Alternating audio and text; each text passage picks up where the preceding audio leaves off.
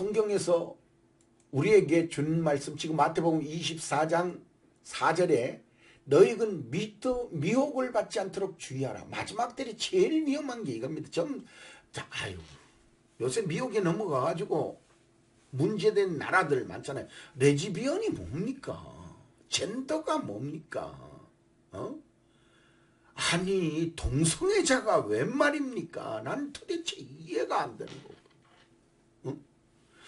남자가 남자를, 여자가 여자가 좋아할 수 있죠. 사람 관계니까.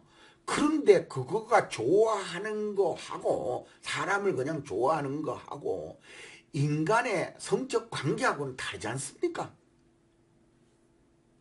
남성과 여성이라고 하는 것은 다른 거라 이거죠. 아니 남자친구도 좋아하면 뭐 좋아하는 친구 이 정도까지는 그거는 다 사람 관계니까 있을 수 있잖아요. 우리 엄마 아버지를 절대적으로 좋아하는 거죠. 사랑하고 좋아하죠. 그렇지만 그 분수를 넘어서는 것이 젠더라는 거 뭐예요? 동성애자가 뭔 말이냐 이거죠. 그래서 그거는 내가 봤을 때는 사람의 마음의 미혹이다. 마음의 미혹이다. 그것은 어떻게 할 수가 없어요. 어떻게 없어요. 종교적으로도 똑같습니다. 무당이 한번 된 사람인데 가갖고 자꾸 물어봐 보면 그거 못 빠져나온다 그래요. 근데 거기에 봐보면 하나 만들어 놔놓고 신집단지 같은 거 갖다 놔놓고 자꾸 할배가 어떻고 저떻고 그러는데 거기 한번 귀신이 엇박시면 못 빠져나와요. 그러니까 이 사람이 무엇을 배우느냐. 이 민주주의에 한번 빠졌던 사람, 또 공산주의에 한번 빠졌던 사람, 종교적으로 한번 빠졌던 사람, 거기서 헤어나지를 못해요. 참 이게 어려워요. 그래서 사람의 미혹은 처음에 이 자기가 그 지식을 아는 것이 굉장히 중요하다. 그래서 지금 중국 같은 데서도 자기가 중화사상 이러는데 아니 무슨 자기네들이 뭐가 특별하다고. 아니 피가 걔들은 우리는 빨간데 쟤들은 붉은스름하나 태양빛인가요? 금빛인가요? 그 말이 안 되잖아요. 근데 인간을 자기네들이 제일이고 자기네 나라가 제일이고 왜 그래 얘기하겠어요? 그렇게 배웠으니까. 사람이 그렇게 사상이 한번 깔려버리면 자기네들이 자꾸 특별한 줄 알아요. 예? 그러니까 문제가 되는 거잖아요. 세계에서 중국인들이 나가가지고 제대로 대우받나? 자, 그 다음에 이제 마태복음 24장 45절에 보면은 때를 따라 양식을 나눠주자. 이때 우리가 때가 어느 때이냐? 이 때에 맞는 말씀이 어떤 말씀이냐? 이거 아니에요? 그래서 이 말씀을 하나님 앞에서 기억해야 된다. 마태복음 16장 3절에 보면은 너희가 천기는 분별할 줄 알면서 시대의 표적은 분별할 수 없니? 그러니까 분별력. 반드시. 그래서 성경을 이걸 배우고 여러분들이 분별력을 가지라. 분별력을 좀 가져라. 그거를 하기 위해서 저는 가르치는 겁니다. 제가 나이가 이제 먹을 만큼 먹었잖아요. 근데 제가 여러분들인데 성경을 가지고 가르치지 아니하고 왜곡되게 가르치는 거. 근데 우리가 성경을 해석하는데 주석이라는 게 있지 않습니까? 그러니까 요새 어떤 사람들은 그래요. 성경을 신학교에서 가르치고 또 성경만 가르쳐야지 신학을 안 하겠다 이라는 사람이 있는데 그 말을 들어보면 또 그럴싸해요. 그럴싸해.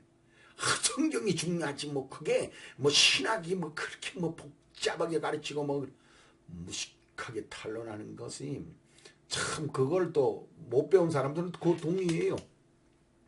그렇지만 제가 볼 때는 신학이 우리는 그런 것 같아요. 기차가 달린다 이거요. 기차가 달리는데 기차 레일이 없으면 어떻게 돼요? 안 되죠. 우리가 기차 하통만 기차만 그 엔진만 좋고 기차만 좋다 그래도 되냐 이거요. 레일이 있어요. 이 레일은 신학과 같은 거예요. 쫙 깔아놨어. 그 위해서 내가 공부를 열심히 해갖고 진짜 막 신학적 그 의도를. 그래서 우리나라에 이제 그 신학적으로 들어간 사람은 은사가 약하고, 은사가 좀 강한 사람은 이 신학적인 부분이 약해요. 그래가지고 이게 참 균형을 이룬다는 게 참 어려워요. 그래서 여러분들이 이 시대의 표적을 아는 공부를 한다라는 것은 그렇게 간단한 문제가 아니라는 거죠. 신학적인 것에도 될 수 있으면 벗어나지 않아야 되고, 그래가지고 어떤 사람들이 이런 걸 믿다가 이단이 되고 지가 신이다 그러고 지가 예수님이다 그러고 그러잖아요. 왜 그러냐면은 하나님의 일을 하다 보니까 저도 막 그냥 은사가 나타나요. 나타날 때는 지가 신이 된 것처럼 정말 어깨에 힘이 들어가고 막 어떤 그런 환경이 있어요. 그래서 여러분들이 하나님 앞에 그럴 때의 신학적 의미를 잘 깨달아야 돼요. 그렇게 해석을 하면 또 그렇게 해석이 돼서 나가요. 이 참 묘한 거거든. 요번에도 헌법재판소에서 주석서라는 게 나왔다 그러잖아요. 그러니까 헌법재판, 그 헌법이라는 게 있는데, 헌법재판소에서 헌법을 해석할 때에는 요렇게 해석하는 게 맞다. 이렇게 해서 이제 헌법을 가지고 헌법재판소에서 헌법주석서 요렇게 해석한다. 그렇게 나오는 거거든요. 그래서 우리가 법률에도 법률이 있고 시행령이 있고 또 뭐 지방에는 조례가 있고 뭐 이런 것들이 다 이제 연달아 내려오잖아요. 근데 그거를 하는데도 판례집이라는 게 또 있어요. 그래가지고 해석을 해요. 판사가 이런 때는 이런 적용을 해서 이렇게 판단을 했다 하는 그거잖아요.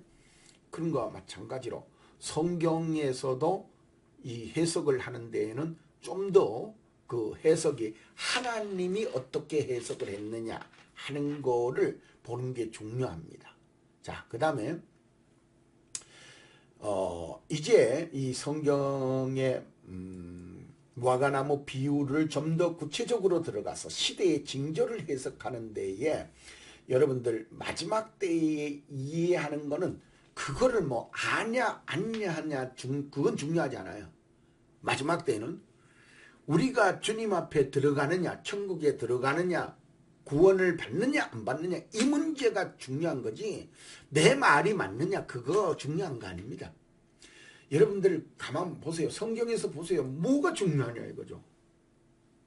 무엇이 중요합니까? 데살로니가 전서 5장에 봐보면 때와 시기에 관해서 너희에게 쓸 것이 없다. 왜냐하면 주님이 도적같이 오기 때문에 뭐 그날 써봐야 너희들이 오는 거 못 볼 거라는 거죠. 그렇기 때문에 주의 날은 도적같이 이 말이니까 그날 그거 쓸 거 없다. 그러나 그때 시대의 현상 그 징조는 알아야 대비를 할 거 아니에요. 그런데 써놨어요. 편안하다 안전하다 잉태한 여에게 해산의 고통이 이름과 같이 멸망이 호련히 저희에게 온다. 결단코 피하지 못한다. 결단코 피하지 못한다. 그러니까 종교가 수많은 종교가 있잖아요. 뭐 일본에도 뭐 신 믿는 신이 뭐 10,000개라나 뭐 몇 개라나 그런데 세계에 뭐 신 믿는 게 얼마나 많겠어. 돌신, 나무신, 물신, 불신, 태양신 이런 그 많아요. 근데 이제 우리는 유일신이잖아요. 하나님이라고 하는 개념. 그래서 하나님이 성경을 줬는데 성경에 종말이 있다는 거예요. 세상 역사를 내가 만들고 있다. 이렇게 얘기하십니다. 하나님이 태초에 천지를 창조하시니라. 근데 이 말을 믿느냐 안 믿느냐 하는 거예요. 여기에서 중요한 거는 그럼 이 말을 믿으면 시대의 징조를 믿을 것이고 이 말을 안 믿으면 해인 세상이 지금 현재 AI가 나오고 막 그냥 전기자동차가 나오고 그리고 1000년 2000년 전부터 보면은 뭐 사람들이 계속 지진도 있었고 화산도 있었고 여러 가지 기후의 징조들도 있고 가난도 있고 기근도 있고 다 있었는데 뭐 지금 보니까 뭐 너무 잘 산다. 이북에서 넘어온 사람들 보면 한국에 너무 잘 산다 이거야. 이게 행복이 아니야. 그러니까 개념, 이 종말에 대한 개념이 없어져 버린 거예요. 종말에 대한 개념이 없어. 그래서 뭐라 결단코 피하지 못한다. 이런 말씀이 들어가 있는 겁니다. 그래서 이 말씀을 좀 더 이제 구체적으로 한 구절을 본다고 하면은 자 보십시오. 무화과나무에 대해서는 배우라. 배우고 이해하라. 깨달으라는 의미, 원어적 의미가 있습니다. 그래서 이건 단순히 듣기만 한다고 되는 일이 아니에요. 뭐냐? 이것을 깨달아야 돼요. 아, 왜 배워야 되는가? 무화과나무 비유가 뭐지? 이렇게 깨달아져야 되는 겁니다. 그래서 그냥 성경을 읽는 사람들, 지금 뭐 유명한 학자들도 뭐 성경을 읽어보니까 뭐 이런 게나 아닙니다. 그거는 이제 우리도 그러잖아요. 법학 전문. 지금 이 법기술자 뭐 이런 말들도 많이 쓰잖아요. 그런 것처럼 성경의 전문성. 근데 오늘날에 교회 다녔다고 해가지고 목사 안수 받아가지고 만들어지는 목회자들을 얘기하는 거 아닙니다. 그 사람들 굉장히 여러 사람 많은데 내가 뭐 성경을 뭐 10독에서 100독에서 하면 뭐 할 겁니까? 막 그래서 성경 줄줄줄 외우면 뭐 하는 겁니까? 하나님의 의도를 모르고 하나님이 이 성경에서 나타내고자 하는 의도를 아는 전문성이 있어야죠. 없으면 그건 아닌 거죠. 그런데 자기가 보니까 막 앞뒤에 갖다 맞추니까 맞는 것 같아요. 그래서 제가 가끔씩 이렇게 강의하는 사람을 듣는데 뭐 앞뒤에 말을 맞췄는데 과연 저 말이 사람들의 마음만 자꾸 설득하려고 그러지 처음에 답답합니다. 그러니까 말은 잘해요. 말 잘하는 거하고 하나님의 역사하고는 달라요. 하나니아와 에레미야가 싸우는데 그렇게 말을 해요. 에레미야는 이 토굴에 들어가서 시커먼 옷이 만들어졌을 거 아니에요. 그런데 아나니아는 뭐요? 하나니아가 이 홍포를 탁 이러면 둘이 서 있으면 이건 하나는 노숙자도 아니고 거지 새끼보다 더한 그런 개 선지자라고 에레미야가 또 서 있고 옆에 그게 왕 앞에 서가지고 왕이요 그거 아닙니다. 뭐 에레미야가 뭐 한마디 하고 그러면 야 에레미야 나도 왕이다. 나도 선지자다 임마. 니만 선지자냐? 내가 선지자지. 그러니까 누가 이래 봤을 때는 어이야 에레미야는 꼭 바보 같고 쟤는 진짜 선지자 같거든. 오늘 똑같습니다. 목회자들도 누가 말이 맞느냐는 이제 홍수가 쏟아질 때 아는 것이지 그 전에는 몰라요. 자, 노아가 방주를 타러 들어가기 전에 들어가자. 좀 방주에 들어가자. 하나님 내일 쏜다 그러더니 이 자식들 지금 이 날이 좋은데 내일 홍수가 40일 동안 그렇게 물부터 붓는다고 저 하늘에 뭐 쏟아질 게 뭐 있다고 농담으로 여겼더라. 한마디로 말해 비웃었더라. 한마디로 말해서 제일 중요한 건 업신여기다. 노아를 업신여 저게 무슨 뭐 선지자야. 100년 동안이나 그 시커먼 그 골타를 묻혀가지고 나무 지는데 시커먼 놈이 100인이라도 아마 그렇게 나무 한번 시커매졌을 거예요. 여러분들 이걸 잘 알아야 돼요. 앞으로 목회자가 진짜 여러분들이 생각하고 있는 목회자 타입이라는 게 있을 거예요.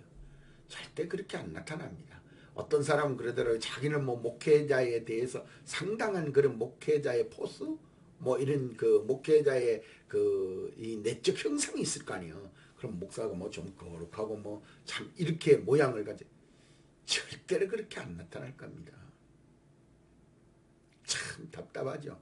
그러면서 자기가 말하는 게 맞는 것 같은가 봐. 그럼 내적인 겸에는 저분이 성실하고 정말 성경적으로 말씀하려고 그랬고 정말 이래면은 그 사람을 인정해야 될 거 아니에요? 그래 하면 인정하기 어렵습니다. 그래서 그런 거예요. 그래서 무화과 나무는 비유를 배워라. 그래서 내가 오늘 2절을 가르쳐 주는 거예요. 무화과나무 비유를 배우는데 그럼 뭘 배워야 될까 하는 것이 이제부터 나옵니다. 자, 여러분들 이제부터 요 말씀 한번 잘 봐보세요. 32절의 뒷부분에서 그 가지가 연하여진다. 가지가 연하여진다는 건 뭐래요? 겨울에 팍 갖고 물이 안 올라왔던 거기에 이제 물이 올라오기 시작해요. 내도 지금도 이제 3월 달이니까 가보니까는 막 겨울에는 바짝 얼어갖고 잎도 다 떨어지고 아이고 요 정말 가는 거는 바늘같이 가는 그런 가지잖아요. 그런 가지가 이렇게 이 모진 또 나무 위에 달려 있으니까 그 바람이 얼마나 세요. 그러면 얼어가지고 다 부러지든지 부스부스해지고 없어져야 될 거 아니에요. 근데도 지금 3월달이 되니까 춘3월이 되면은 그 가지가 푸르스름한 물기가 올라와서 이제 푸르푸르해지는 거예요. 그러면 이제 거기에 눈 같은 것이 이제 뾰족하게 하얗게 빨갛게 내미는 거야. 하얗게 빨갛게 내밀어. 가지가 연해지는 거죠. 물기가 올라오는 거죠. 네? 그게 봄에잖아요. 그렇죠? 그리고 잎사귀를 낸다. 이제 조금 4월달, 5월달 되면 잎사귀들이 막 쭉쭉쭉 나오죠. 그래서 가지가 연하여졌다. 눈이 나왔다. 잎사귀를 낸다. 그러면 여름이 가까운 줄 안다. 가까운 줄. 이 중요한 거예요. 가까운 줄 안다. 그래서 그 가지가 연하여지고 무화과나무가 가지가 연하여졌다는 건 계절이 변했다는 거. 환경이 변했다는 겁니다. 예수 믿는 환경이 변했다는 겁니다. 예수 믿는 그 올 때의 여건상이 달라졌다는 겁니다. 그래서 이걸 구체적으로 더 보완하기 위해서 자연의 현상을 나타내는 거예요. 그래서 여름이 가까우니까 막 하산, 지진, 기근 이런 것들이 막 주변에 나타날 거다. 이렇게 마태복음 24장 4절, 5절, 6절 다 그렇게 나오는 거죠. 14절까지 내용을 보면 그렇게 나오는 겁니다. 그런데 이거를 이제 말로는 이렇게 쉽지만 실질적으로 가지가 연하여졌는지를 종교적으로, 기독교적으로 어떻게 보일까? 기독교적으로는 어떻게 보일 거냐는 말이에요. 그래서 그게 중요한 거거든. 그래서 연하여지고는 끝이 다가오고 있다. 징조가 이제는 보일락 말락 그런다. 근데 그 징조가 어떤 현상이냐 이거요. 그거는 그냥 알아가지고는 안 보입니다. 세상이 지금 현재 AI 이런 환경이 그래서 마태복음 요한계시록 13장에 보면 666 표가 나오는데 그 표가 맞나 안 맞나 또 그거를 가지고 뭐 얼마 전에 베리칩이 나왔다 그 다음 바코드가 나왔다 할 때 난리도 아니잖아요. 근데 그런 거를 이제 저 같은데 와서 얘기를 하면 저는 이제 그거 가지고 베리칩 책을 하나 사서 쫙 읽어봅니다. 그래 이걸 성경하고 비춰서 사회하고 연관성 또 기도하고 이렇게 여러 가지를 해보니까 아직은 아니구나 이렇게 결론을 냈어요. 베리팁 얘기할 때요. 그 바코드도 할 때 그때는 이제 내가 젊으니까 맞나 야 이거 정말 맞을 것 같은데 하고 그거를 연구를 해서 그때 당시에 뭐 근데 그러다 보니까 이장님이 같은 사람들이 막 나오는 거야. 그러니까 막 역사가 일어나는 거 아닌가. 그리고 공부를 해보면 아닌 것 같은데 또 사회적 현상이 막 그 사람들 말 들으면 막 맞는 것 같아. 그래가지고 공부를 해보니까 아니다. 그래가지고 내가 그 이장님이 그쪽에 소속돼 있는 사람하고 그때 당시에 그 얼마나 다퉜는지 몰라요. 예? 아니다. 그래서 왜 안 오냐? 이게 이래서 안 온다. 그럼 자기는 온다는 거예요. 그럼 오면 당신은 가버리니까 나는 그때 이미 심판받은 거 아니냐. 근데 당신이 안 갔을 때 그럼 어떡할 거냐. 당신도 안 가고 나도 안 갔을 때는 여기 남아있을 거 아니냐. 그래가지고 내기한 적도 있는데 내기해봐야 다음에 나타나지도 않는데. 자, 잎사귀를 내면 잎사귀가 나온다 이거죠. 가지가 이제 봄이 되면 막 이제 물이 오르고 하면 잎사귀가 나오잖아요. 그래서 잎사귀가 나오면은 뭐가 된다고? 여름. 자, 여름이 진짜 지금이 여름이 가까이 왔느냐 안 왔느냐. 자, 그 다음에 무화과나무 변화는 즉 예고의 징조가 있을 것이다. 그러면 여기에는 이제 이것을 가지고 무화과나무가 무엇이냐 하는 것이죠. 그래서 먼저 이 무화과나무를 비유하는 것은 이스라엘을 말하고 있다 하는 것을 알 수 있죠. 성경에서 이제 무화과나무를 가지고 몇 군데에서 그 비유로 설명을 했어요. 무화과나무를 이스라엘 나라다 하고 그 몇 군데에서 설명을 했는 내용들이 있어요. 그래서 이스라엘은 무화과 나무는 이스라엘을 비교하는구나. 그러면 이스라엘 나라가 가지가 연하여지고 잎사귀가 나온다라고 하는 뜻이 뭘까? 그러니까 이게 이제 2000년 전이니까 지금으로부터 100년, 200년, 300년 전 이럴 때에는 이 무화과 나무, 즉 이제 이스라엘 나라가 이렇게 그 잎사귀를 낸다, 여름이 가까웠다 이러는 거를 이해를 못했어요. 그래서 상징적이다 이랬어요. 근데 어느 날인가 진짜 이스라엘 나라가 독립을 한 거야. 그러면 이거를 이제 이 여름이 가까운 줄 안다. 잎사귀가 나왔다. 무성해진다. 이제 잎사귀를 나왔으니까 무성해질 거 아니요. 그러면 이스라엘 나라가 무성해진다는 말은 또 힘을 얻는다. 막 강력한 힘을 가지게 된다. 이게 이제 그 잎사귀가 나왔다. 그러면서 여름이 가까이 온다. 근데 여름은 요엘서 3장 13절에 봐보면은 심판의 때를 가리키는 말씀이라고 하는 내용이 나와 있다. 그래서 성경적으로 해석하는 거죠. 그죠? 성경이 이렇게 해석해 놨으니까 성경의 말씀이 맞다. 그래서 성경에 이사야가 말하는 것처럼 짝이 없는 것이 없다. 그래서 그 짝을 찾아서 봤다. 그러니까 맞더라. 그래서 시대의 변화를 보고 종말이 가까웠음을 분별할 줄 알아야 예수 믿는 사람이다. 성경을 믿는 사람이다 하는 것을 이해를 잘 하셔야 됩니다. 그거를 못하면 자꾸 그 세상 사람들에게 미혹당하기 쉬워요. 또 주위에 뭐 거짓 선지자들이 있는데 미혹당하기 아주 쉽습니다. 아유, 얼마나 말을 잘하는데요. 자, 그 다음에 한번 봅시다. 이와 같이 무화과 나무의 변화, 시대의 징조를 보여주는 종말, 즉 이스라엘 나라가 회복되면은 이런 일이 일어나는 것을 보면은 이 모든 일을 보거든. 자, 여기 그때 이제 이것이 따라 가지고 전쟁도 있고 기근도 있고 지진도 있고 막 이제 기독교 박해가 얼마 전에도 그러잖아요. 뭐 국회에서 70명인가 뭐 야당에서 기독교 자체를 교회를 없애자 해가지고 막 발의를 했다고 하는 것을 내인데 문자로 왔던데. 자, 그리고 거짓 선지자들이 출현한다. 그러니까 요새 거짓 선지자들이 얼마나 많아요. 성직을 사고 팔잖아요. 성직을 사고 팔아요. 그러니까 그 사람들이 성직을 사고 판다는 건 저는 그런 개념이 그런 것 같아요. 이 사람들이 어떻게 해서든지 목회자가 됐다면 목회자로서의 성실하게 자기의 그 마음과 뜻과 성품을 다해서 주님의 뜻대로 한다면 그 사람은 진짜 주의 종이요.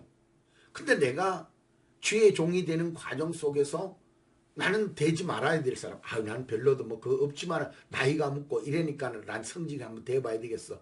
그 목사 이름 한번 붙이 봐야 되겠어 하고 이름을 그 성직을 자기가 받은 사람은 돈을 내고 그래 내가 뭐 학교는 안 갔지만은 뭐 학교는 뭐 내가 몇 번 갔지만은 학교에 점수는 못 받았지만은 뭐 어떻게 해서 돈을 받아갖고 내가 점수를 받아갖고 목사 안수를 받았어요. 그런데 들어와가지고도 계속 정치하고 또 세상에서 하던 벌을 야 술이 죄냐? 떡이 죄냐? 내가 언제 한 말씀드렸죠? 떡이 죄가 되더라니까. 고기가 죄가 되고, 왜 또 고기가 죄고 떡이 죄가 되냐 이거요. 그런 걸 이해하지 못하는 사람들이 와가지고 자꾸 그 뭐라 그럴까, 주의 종이라 그러면서 세상 사람들을 현혹해가지고 헌금이나 받고, 야, 얼마 전에는 그래요. 헌금 자기가 이제 막 이렇게 저렇게 해갖고 목회자라는 타이틀을 붙여서 막 헌금도 내고 거기에 몇 사람이 와서 그랬는가 봐요. 그런데 이 사람들이 이제 세금 면제 그걸 또 해달라 그러고 또 그거 이제 하면서 거기에 이제 그 당신이 목회자라는 그런 것을 좀 끊어달라 그러고 막 이랬는데 못 끊어주는 거예요. 그러니까 이제 그쪽에서 뭐라 그랬냐, 내 헌금 돌려달라 이거요. 당신 사기쳤지 않냐, 그 고발하겠다. 그래서 내한테 전화가 왔어요. 목사님, 제가 이런 일을 저질렀는데 좀 나한테 도와달라고. 글쎄요, 저는 내가 감히 할 문제는 아니고 본인이 속한 데가 있다면 본인이 속한 데 가가지고 그 서류를 입증하십시오. 제가 그러고 말았습니다. 근데 중요한 거는 그렇게 가짜 목사들 가짜를 사칭해갖고 예수님의 얼굴에 똥칠해버리는 거죠. 완전히 그냥 기독교에다가 똥칠해버리는 거죠. 현직 목사들 다 똥칠해, 교회를 완전 똥칠해버리는 거죠. 에? 그래서 이런 징조가 나타나면 인자가 오실 때가 가까웠다 하는 거를 이해를 해야 되죠. 그 사람들이 들어와가지고 성경 연구하고 하나님의 뜻대로 한다면 돈을 얼마나 주고 들어왔던 그 사람은 성직을 사고 판 게 아니잖아요. 왜? 진실이니까. 난 하나님이 일하려고 하나님이 전도하려고 하나님이 하는 거. 그래서 그 성직되는 과정이 문제가 아니에요. 내가 봤을 땐 그래요. 그 사람이 진짜 결론적으로 하나님이 보내서 왔다 그러면 그 사람은 진짜 주의 종이요. 자, 하나님이 다윗을 택하려고 기름 부은 자를 만들려고 왕으로 만들려고 했어요. 근데 아버지도 그 아들 데리고 사무엘 앞에 안 갔다니까요. 에? 아들이 찌질하거든. 다윗이 얼마나 찌질해요. 그러니까 그 찌질이를 왜 데려가? 그러니까 안 데려갔어. 그러니까 사무엘이 뭐라 그래요? 보니까는 사무엘이 뭐 아니 지금 현재 요 온 게 다냐? 네 자식이 다냐? 그러니까 아니 여기에 그 건장한 아들들이 있는데 이 아들들 중에 기름 부을 만한 자가 없냐고. 그러니까 하나님이 아니라 그런 거예요. 그래서 다시 묻는 거예요. 그랬더니 아버지가 하는 말, 저 말째가 저 들판에 한 놈이 있다는 거예요. 그 걔가 올 때까지 내가 밥을 안 먹겠다는 거예요. 그래가지고 데리고 와가지고 기름 붓고 하나님이 안수해라 그래서 다윗이 안수받은 거예요. 그런 거와 마찬가지로 지금도 주의 종이 어떻게 되는 과정 속에서는 하나님이 가서 뭐 기름 부을 만한 자면은 보라 그러겠죠. 근데 기름 부음 받을 자가 아닌데 와서 돈을 받고 목사들이 안수 준다면 그 놈이 그 목사나 그 받는 놈이나 다 가짜이고 한마디로 말해가지고 성직을 사고 파는 거예요. 자, 그 다음에 인자는 예수님이잖아요. 그렇죠? 문 앞에 이른다. 문 앞에 이르렀다 하는 것이죠. 요한계시록 3장 20절 문을 두드린다. 예수님이 문 앞에 와서 내가 두드리는데 열면 내가 네 인대로 들어가서 너와 같이 먹고 열면 내가 네하고 같이 먹고 너도 나로 더불어 먹으리라.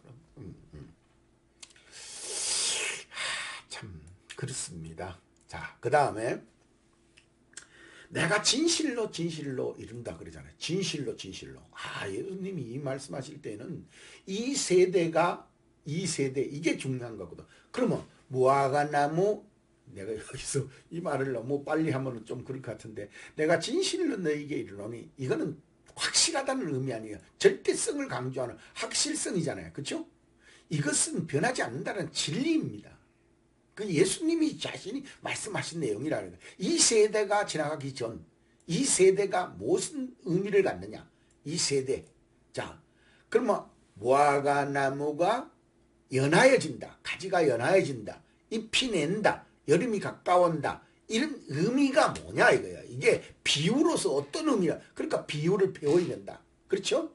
그래서 예수님 당시, 그러니까 예수님 1세기 사람들은 성전 파괴와 연결시켰다. 그때 당시에도 그 해석이 있었어요.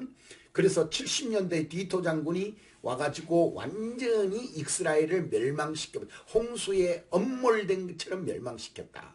자, 종말 시대에 살아가는 모든 세대의 마지막 세대의 예언의 유의함을 뜻할 수 있다.